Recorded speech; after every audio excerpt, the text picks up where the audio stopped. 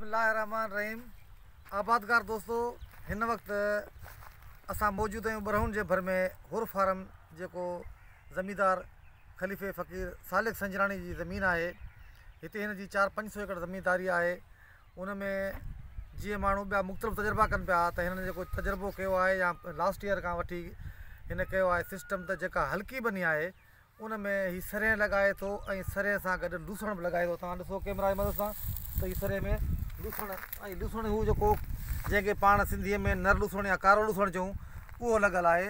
त हाजी साहिब खां जो पुछंदासीं त पंहिंजो साईं तव्हां हीउ ॿुधायो त जेका तव्हां हीअ मल्टी क्रॉपिंग कई आहे, त हिन काइण जो मक़सदु छा आहे? त माना सरें बि काया पर लूसण बि गॾे काए छॾियो अथव? मक़सदु साईं इहो आहे त हाणे सरें जेके रुॻो सरें कयूं आहे, अॻिते हली हिन में वोण करणा पवंदा। वोणनि जी त एवरेज कोन पई अचे हाणे फुटियुनि जी। हाणे वोणनि जी जाइ ते असांजो नर लूसण थी वियो। हा, अच्छा, हीउ जेको आहे त हीउ पंहिंजो लूसण पोइ लहंदो सरें खां? सरें खां पोइ। अच्छा, सरें जी लुबी वेंदी न, हा, त पोइ हिनखे माल छॾींदासीं ॿकरियूं। सही, ॿकरियूं हिनखे भेले वेंदियूं। हा, पोइ हिनखे पाणी ॾेई अधु बोरी या बोरी यूरिया जी ॾींदासीं। त इन में जेका आहे तव्हां अॻे साल जेको तजुर्बो कयो या हिन साल कयो पिया, हिन साल लाज़मी तव्हां उन शइ खे इम्प्रूव कयो हूंदो, त अॻे साल सरें घणी लथी? सरें तक़रीबन मुंहिंजी 5 एकड़ कयल हुई, उन में मुंहिंजे ख़्याल में को 20 मण एकड़ लथो। 20 मण। ऐं हिन जो लूसण जो? हा, लूसण जा मुंहिंजा 18 मण लथा हुआ।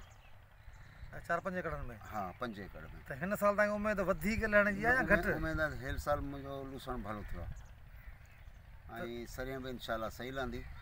पर लूसण वधीक थियो आहे। लूसण इनशाला 5-6 मण एकड़ अची वेंदो सभु। अच्छा, हिन नर लूसण जो मण घणे विकामंदो आहे? मूं अॻे साल खपायो 12,000 रुपया मण। अच्छा, ऐं ॿिजनि जे टाइम ते 18,000 खां मथे वेंदो हलियो।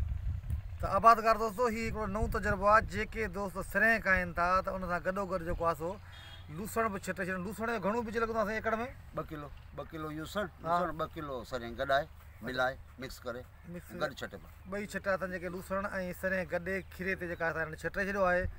ऐं उन मां जेका 20 मण खनि सरें अची वेंदी, भला 2-3 मण लूसण बि अची वियो, त उहो फ्री फंड जो आहे।